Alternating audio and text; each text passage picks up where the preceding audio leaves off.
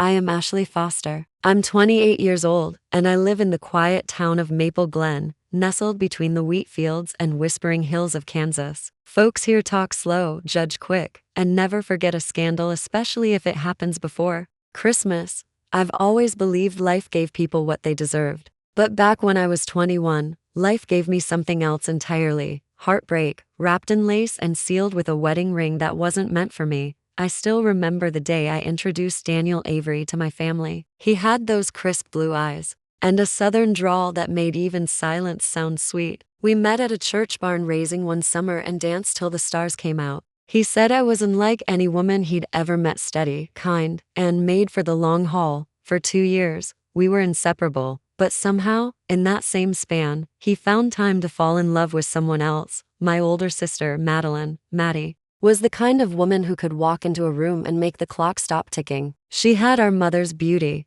our grandmother's stubbornness, and my silence because I never competed. I believed blood should never turn cold. Turns out, I was the only one who believed that. It happened fast. One week, Daniel and I were talking about saving up for a piece of land outside town. The next, he was sitting in our dining room, announcing to our parents that he and Madeline were getting married. I thought it was a joke, but Maddie smiled like she was proud of stealing what wasn't hers, and my parents, they cheered.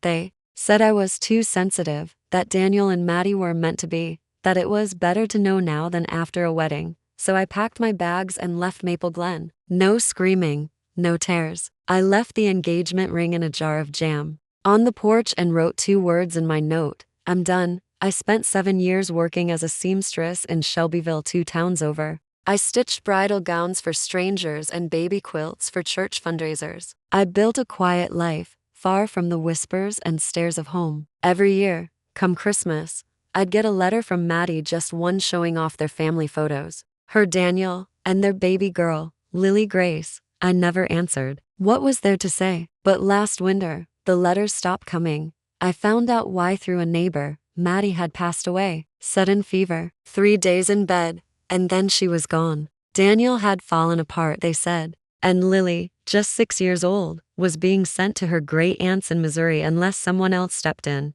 I didn't plan on stepping in. I really didn't. But then I saw Lily, and I saw me. Same brown eyes, same nervous hands, same way of blinking twice when she didn't understand something. She didn't ask for this. She didn't ask to be born into betrayal.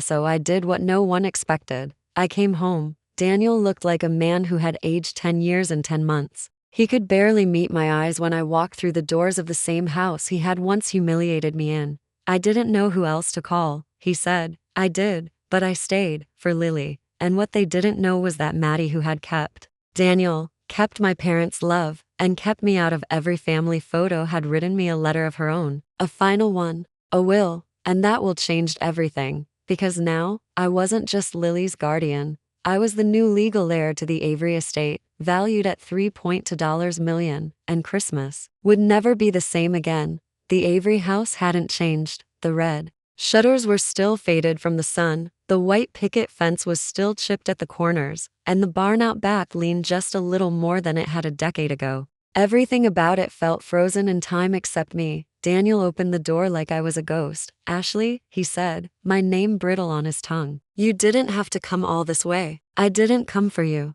I replied. I came for Lily. He nodded, stepped aside, and the chill that ran down my spine wasn't just from the wind. It was from walking back into a place that had once cheered my heartbreak. Lily was upstairs, curled in the window seat, holding a tattered teddy bear with one eye missing. Her cheeks were tear-streaked, but when she looked up, she smiled. The way Maddie used to when she wanted something she knew she didn't deserve. Are you my Aunt Ash? She asked softly. I swallowed the lump in my throat. Yes, baby, I'm your Aunt Ash. I'm here now. Daniel offered me the guest room. I declined. Instead, I stayed in Maddie's old sewing room, ironic, considering I'd made a living stitching strangers' joy while unraveling my own. The first few days were quiet. Lily clung to me like I was the last stable thing left in her world. Daniel kept his distance, always leaving early, coming back late. He didn't know how to grieve. He didn't know how to raise a daughter alone. And I was still learning how to face a man who broke me and never looked back. But grief does funny things. One night, He stood in the kitchen, staring at a pot of untouched stew. She was better at this, he mumbled. Maddie? I asked. He nodded. Everything. She was better at everything.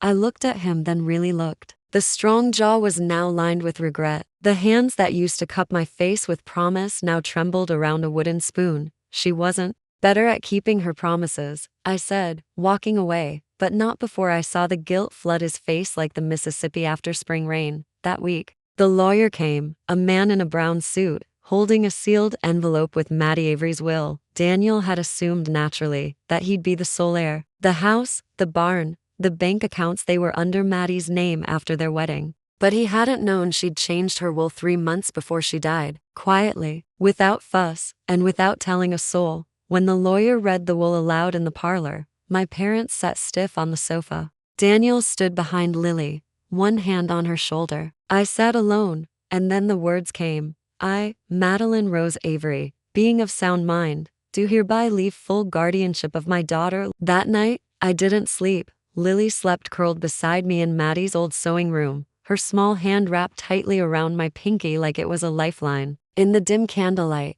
I stared at the ceiling and let the quiet crackle of the winter wind peel open old memories like dry wallpaper. I never expected Maddie to give me her estate. Not after everything. Not after she married Daniel 3 months after breaking my heart and breaking our bond. But maybe, just maybe, she'd known her time was short. Maybe she realized the house she built was crumbling and the only one who could rebuild it wasn't her husband, wasn't our parents. It was me. The next morning, the air in the Avery household was brittle. Daniel didn't join us for breakfast. My mother sipped coffee like it was poison. My father grunted now and then, trying to make peace through burnt toast and awkward mutters about the good of the child. But I didn't engage. Instead, I began sorting through the estate documents in the parlor. Bank records, deeds, keys. There was a safety deposit box in Fairview Bank, registered under Maddie's name. The contents? Unknown.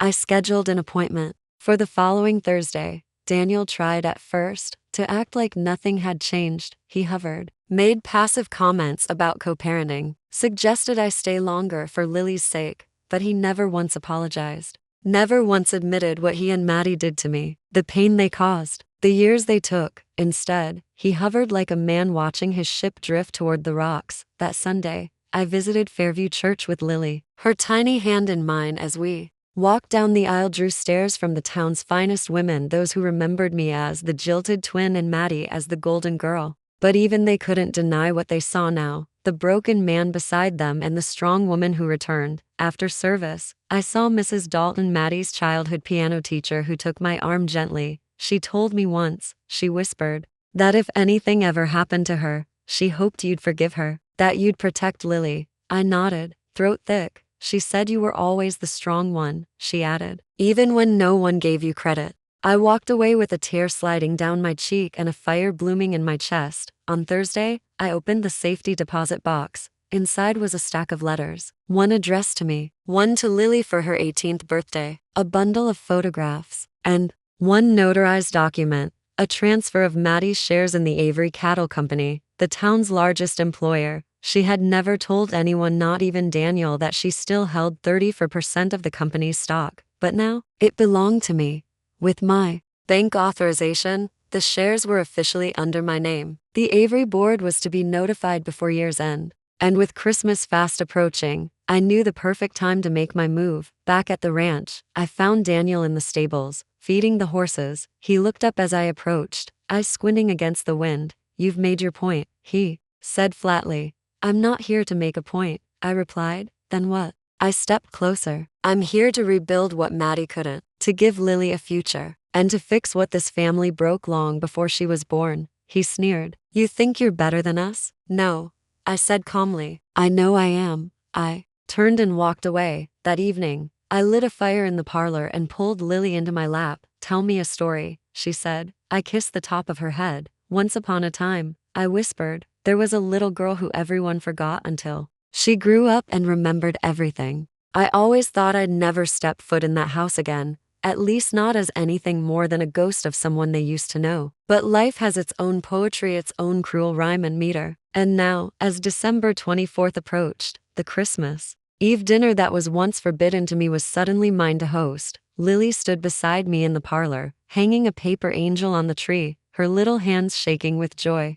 I had invited my parents, extended family, and even members of the Avery board to the ranch house. Most thought it was out of tradition. They didn't know it was a declaration. Daniel, of course, didn't ask questions. He was still reeling from the board's notification that his late wife's shares had been transferred to me. He never even knew Maddie held them that long, or that she'd never updated her will to leave them to him. That knowledge alone had turned his arrogance into silence. I stood at the kitchen counter preparing biscuits, remembering a time when I wasn't allowed in this kitchen at all. Maddie and Mother would shoo me out like I was one of the barn cats. You were always meant to be out with the hay and horses, my mother had once said. Not under crystal chandeliers, but on Christmas Eve, every chandelier in the house shimmered because of me. The guests arrived slowly, cloaked in wool coats and suspicion. The air outside was bitterly cold, but inside, the heat of secrets and family tension turned the walls into a furnace. My parents didn't say much during dinner. They took their seats,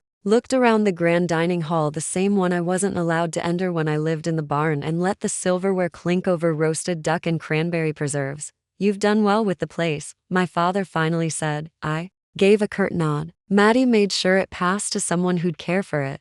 My mother's face turned to stone. Maddie was too trusting. She trusted the wrong person first, I replied calmly. Then she trusted me. Daniel coughed beside the fire. So what now, Ashley? You run the company? Play ranch queen? I met his gaze. No, own the company. And you'll answer to me until I decide otherwise. A few gasps sounded across the room, but no one dared challenge me. Not anymore. After dessert, I stepped into Maddie's old study, now converted into a quiet playroom for Lily. On the fireplace mantel sat a snow globe she once gave me as a joke. You'll never be a snow globe girl, she used to tease. You're more of a blizzard. She wasn't wrong. I pulled the last Christmas morning broke with the same quiet snow that used to blanket my childhood, only this time, it felt like the snow wasn't burying me but lifting me up. The house was still. Guests had all left the night before, most stunned by the new balance of power. To say much, my parents barely looked me in the eye when they left, and Daniel had retreated to the guest room like a man exiled in his own kingdom. Lily tiptoed into the parlor, her flannel pajamas trailing the floor, her fingers clutching the soft lamb I had given her. Did Santa come? She asked, her voice barely a whisper. I smiled and nodded. He left something under the tree for a very brave girl. Her eyes lit up as she darted toward the towering pine, its branches drooping under the weight of ornaments old and new. Amid the glimmering packages, one stood out, a small blue box with a gold ribbon and her name scrawled in my careful handwriting. She tore it open to find a golden heart locket. Inside, a photo of her mother on one side and me on the other. Her tiny fingers trembled as she turned it over. You'll always have both of us, I told her. She threw her arms around me, and I held her tighter than I'd ever held anything in my life. For the first time, I felt like the mother I never got to be. Down the hallway, Daniel's heavy steps echoed, slow and uncertain. He entered the parlor still wearing last night's dress shirt, crumpled and unbuttoned at the collar. You didn't have to do this, he said, gesturing to the tree, the breakfast spread, the warm fire. I rose, facing him squarely. I didn't do it for you, he scoffed. You really think Maddie wanted this? You running the house? Running her child? I reached for the folder on the mantel and tossed it to him. Those are copies of Maddie's revised will, the one she had drawn up after her diagnosis long before she passed. He flipped through the pages, his face draining of all color. She left everything to Lily, with me as guardian and trustee. You're listed nowhere. This is madness, he whispered. No, I said, stepping forward. Madness was you breaking my heart, marrying my sister, and treating me like I didn't exist in this family. This is justice. He sat heavily on the arm of a chair. I loved Maddie. I know, I replied, softer than I expected. But love doesn't excuse betrayal. And I won't let Lily grow up in a house built on secrets. He looked around at the warmth, the stability, the future. So, what now? I took a breath. You'll stay until New Year's, if you wish. But after that, you'll leave the estate and the company. You'll sign over what you never legally owned. You can't force me out of her life. I won't. But Lily's life will be on my terms. She'll visit you when she's ready, not out of obligation. but out of choice. That's the difference between the life you gave her and the one I'll give her. Daniel stood, fury flickering in his eyes, but then something strange happened. He deflated, as if he'd finally accepted that he was no longer the center of the story. You were always the strong one, he muttered. I turned to the window and watched the snowfall. No, I just learned how to survive where others ran. As he left the room, Lily came skipping back in, the locket glinting on her chest. Can we bake cookies for the ranch hands? I chuckled. Of course. We'll need to make enough for the whole crew. In the kitchen, I tied on an apron and handed her a spoon. She giggled as she poured sugar into the bowl, her curls bouncing. With every step, we were making memories in a house built on ashes, and I would teach her every single day that she came from strength, from women who had been broken, but never stayed that way. I didn't win by revenge alone. I won by becoming something greater than what they left me, a guardian, a leader, a mother, and it all started the day they tried to erase me. By the day after Christmas, the estate had fallen into an eerie stillness. The decorations still sparkled, the candles still burned low on the mantels, and the tree still stood proud, but the air had shifted. Daniel was gone. He left before dawn, leaving behind a half-written letter on the hallway desk, folded twice and addressed to Ashley. I didn't read it. Some wounds don't need reopening. Closure doesn't always come in words, it comes in knowing you chose yourself when no one else did. The staff, many of whom had been loyal to my parents, now address me as Miss Foster, with a quiet respect I wasn't used to. They watched me not with suspicion, but with a mixture of awe and guilt. For years, they had followed orders, watched me clear dishes, scrub floors, and live in the carriage house while my sister walked on marble and satin slippers. Now I walked those halls in velvet slippers of my own, with Lily's little hand in mine. She had taken to calling me Mama. Ash. It happened one afternoon as I read to her from the worn copy of The Velveteen Rabbit. She was curled in my lap, her head tucked beneath my chin when she whispered it so naturally that I didn't realize what she had said until the second time. Mama Ash, does it snow in heaven? My throat tightened. Yes, baby. I think it snows there all the time. The will had given me legal guardianship, but I knew love couldn't be signed into law. It had to be earned, again and again, and I was determined to be worthy of every ounce of trust that little girl gave me. That week, I began changing the house. Slowly, deliberately. The formal dining room, once cold and reserved for board meetings and holiday dinners, became a sunroom with bookshelves and quilts. I moved Maddie's piano to the main foyer and asked Lily if she wanted lessons. The carriage house? I burned every moth-bitten sheet and the days grew longer, but the shadows inside the estate never really left. Lily had started school at the local chapel-run academy, the same one Maddie and I had attended. I walked her there every morning in my wool cloak, the same path I had taken alone for years, but now I held a tiny hand in mine. She always asked questions on the way, her mind full of wonder. Did my mommy like red? She loved red, especially her Sunday dress. Did she ever get in trouble? Oh, all the time. But she'd smile her way out of it. I'd learned that raising a child is equal parts memory and imagination. I gave Lily the best version of Maddie I could, truth wrapped in kindness. Scars softened by story.by February. The house had transformed. The dusty study now held Lily's art on the walls. The parlor where our father used to hold men's-only cigar nights now served as a library where women from town gathered on Tuesdays to read, drink cider, and speak their minds. I received an invitation one evening, a handwritten letter, sealed with the crest of the Montgomery family. Daniel's people. Miss Foster, we'd like to discuss Lily's long-term guardianship and the management of the estate. There are concerns about the will and your ability to carry out the family's legacy. Respectfully, Harold Montgomery, Sr. It was never really about Lily. It was about power, control, property.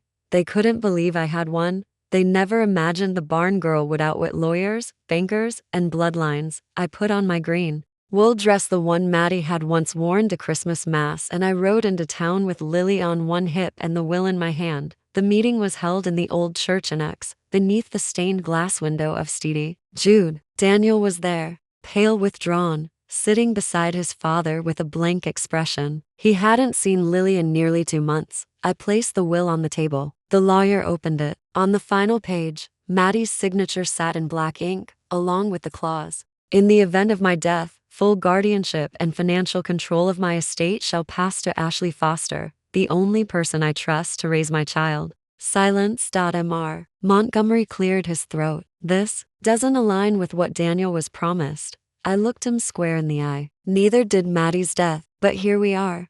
Daniel didn't say a word. Lily tugged my sleeve. Can we go home now, Mama Ash? I smiled. Yes, baby, we're going home. We walked out into the cold, hand in hand, past the men who had once owned everything. This time, they held nothing. That night, back at the estate, I found an old letter Maddie had written. It was stuffed behind a drawer in her bedroom vanity. Ashley, if you're reading this, then something's gone terribly wrong. Please forgive me. I let love blind me. I let ambition turn me into someone who hurt you deeply. You always were the brave one. If I don't get to say it again, thank you for loving Lily like she was yours, because she always was. Love, Maddie. I pressed it to my chest and cried until dawn. Not out of grief but release. Maddie had betrayed me, yes, but she had also given me purpose. A child, a legacy, a reason to keep walking. I lit a fire that morning and burned every old photograph where I was in the background, because from now on, I wasn't background anymore.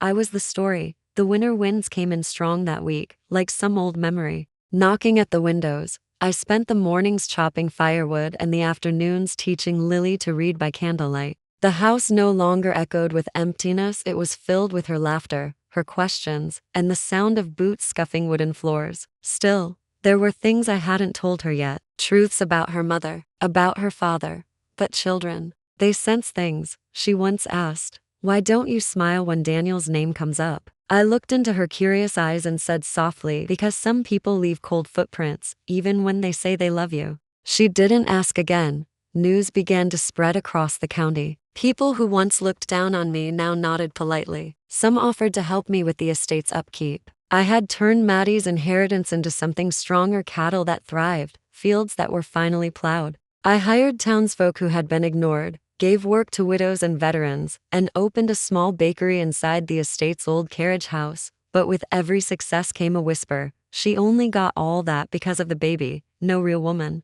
earns it that fast without a man. She's lucky Maddie died when she did. They didn't know about the years I spent cleaning after their parties, about how I'd stitched my own clothes, about the nights I heard Daniel's promises then watched him break them under candlelight. They didn't know that this wasn't luck. It was vengeance, delivered quietly, winter by winter. Then came the visit, Christmas Eve, just after sundown. Daniel appeared on the porch in a snow-covered coat, holding a small wrapped box. His boots thudded against the wood like gilt-made flesh. Lily peeked out and beamed. "Daddy?" I stood still in the doorway, my hands curled around the frame. He knelt to hug her. "Merry Christmas, sweetheart. I brought you something." She unwrapped it eagerly, a carved wooden horse, painted chestnut brown with white hooves. I named him Buttercup. She squealed. Daniel smiled, but his eyes stayed fixed on me. "Ashley, can we talk?" I stepped outside, closing the door gently behind me. "You're not welcome here," I said flatly. He sighed. "I know. I wanted to see her. I haven't been the best father or man." I scoffed. "That's putting it mildly." He looked down. "I miss Maddie. I miss what we had. I know I betrayed you. Both of you." The wind howled between us. For a moment, we were just two ghosts of the past. I was going. Morning came with a blizzard's hush. Snow blanketed every path like the world had been rewritten overnight, pure and untouched. But I knew better. Snow doesn't erase scars. It just hides them until spring. Lily tugged at my hand as we walked toward the town square. Her boots crunched over the frozen ground, red scarf flapping in the wind. "Are you sure you want to do this?" I asked her. She nodded. "You promised we'd sing this year." That promise came months ago, whispered between bedtime stories and cocoa. A wish to be heard in a world that once told us to stay quiet. The town's caroling contest had always been reserved for the respectable families, folks with money, names, or lineage stretching back to the first settlers. I was none of those things, but I had a child with fire in her heart and snowflakes on her lashes. That was enough. The square was packed, holly strung over every lamppost, vendors shouting about roasted nuts and mulled cider, men in topcoats, women in velvet, everyone pretending they hadn't once ignored me at the feed store or whispered about Maddie's death behind their gloves. But we didn't come for them. We came for ourselves. As we stepped onto the wooden stage, whispers began to rise. Is that Ashley Foster? Didn't she used to clean rooms at the Wexler Inn? She's got Maddie's girl. I raised my chin. Lily stepped beside me and squeezed my hand. We sang, Silent Night, Holy Night. The first note trembled, but by the second verse, our voices carried, higher, stronger. Lily's soprano floated through the cold, clear as silver bells. People turned, surprised. Then they listened. When the last note faded, silence hung in the air. Then came the applause, tentative at first, then thunderous. We didn't win the contest, but we won something else. Respect. As we stepped down, I saw the mayor approach Mr. Aldridge, who once refused to let Maddie speak at the Women's Council. He took off his hat, cleared his throat. Miss Foster. That was remarkable. I nodded. Thank you. If you ever need support for your ranch or the schoolhouse project, come to me. I'll remember that. That night, back at the homestead, a thick envelope arrived, hand-delivered. My heart skipped. It was Maddie's final estate file. Inside, a sealed letter from her lawyer, and a second surprise, a hidden account with $400,000, tucked away in a savings trust, assigned to Lily. She had written in her own handwriting, Ashley, you were always the mother she needed. This is my final gift to both of you. Use it to build something they can never tear down. Maddie. I pressed the letter to my lips, tears falling freely. She had known all along. The guilt, the regret, the burden she'd left me. But she also left love. I walked outside. Snow fell quietly. The moon hung low. I looked out over the field. Our field now. The same men who once built fences to keep me out now worked for me. The same woman who once scoffed at my hand-me-down dress now sent invitations to tea. But I didn't forget who I was, or what it cost. Inside, Lily slept soundly. The fireplace crackled. I opened my journal and wrote, December 25th, 10 years later. Today, I didn't just survive. I stood tall. And tomorrow, I'll build more than a home. I'll build a future they never saw coming. They say revenge is a dish best served cold, but I never served mine with bitterness. I served it with quiet power, wrapped in velvet silence, under the twinkle of Christmas lights. 10 years ago, they left me in pieces. Now, I was the one signing checks, running the estate, and shaping futures. But tonight wasn't about retribution. Tonight was about resolution. After Lily fell asleep, I poured myself a glass of spiced apple cider and sat by the fireplace. The room smelled of pine, cinnamon, and memories. The kind of memories that hurt in soft places. I pulled out a wooden box from under the hearth, the one Maddie left for me. Inside was her old locket, the one she wore the night she walked down the aisle. The night she married the man who had once promised himself to me. I'd been her maid of honor that day. I stood by, smiling through heartbreak, convincing the world I was fine. She knew I wasn't, but she never apologized. Now, I understood why. Inside the locket was a second note folded tightly, ink faded but legible. Ashley, I knew I stole him from you, and I also knew he never truly loved me the way he looked at you. That's why I left Lily in your care. I may have taken your heart once, but I hope, by giving you hers, I gave you a new one. Forgive me if you can. Maddie. I held the note for a long time. No tears, just breath, deep, slow breath. The next morning, I walked Lily out to the barn, where a group of ranchers waited. Some were neighbors, others were old enemies. All had come to see what the Christmas inheritance girl was planning next. I stood in front of them and unrolled a blueprint. The Foster Ranch will become a trade school and equine therapy center, named after Maddie, built by the trust she left Lily. They blinked. One of the older ranch hands, Mr. Paxton, tipped his hat. You serious? I don't speak for effect, I said. I speak for change. They agreed reluctantly at first, but with growing excitement. That night, while decorating the tree, Lily asked a question that landed like a stone on still water. Do you miss him? She meant her father, my ex. I looked at the fireplace, at the shadows dancing on the walls. No, sweetheart, I said gently. Some people come into our lives like storms. They tear things apart, but sometimes, storms clear the path for new things to grow. Like us? She smiled. I kissed her forehead, exactly like us. By the next Christmas, the Foster Center for Girls opened on the old estate. Every room once filled with whispers and judgments now echoed with laughter, books, and purpose. People who once called me the mistake now referred to me as Miss Foster, director, or just boss. My name Ashley Foster was etched on the welcome plaque, not out of vanity, but out of proof. The final twist, that same week, Lily received a legal letter from the bank handling the estate. Inside, a $3 million transfer, timed exactly 10 years after Maddie's death. She had locked it in a time-delayed clause, only to be released if I stayed with Lily through childhood. Never abandoned her, and raised her with love, which I did, without knowing a single cent waited for me. I walked out onto the porch that night, looked at the stars, and whispered, I didn't win by revenge. I won by staying. I built a legacy, not a fire but of light, and every Christmas since, we light a single candle in Maddie's memory, not to forget what happened, but to honor what became of it. Final questions for reflection. Was Ashley right to accept the child and the estate, even after her betrayal? Did Maddie truly redeem herself, or was it all too little too late? Would you have raised your sister's child after such betrayal? Subscribe to more revenge stories. Share, like, comment.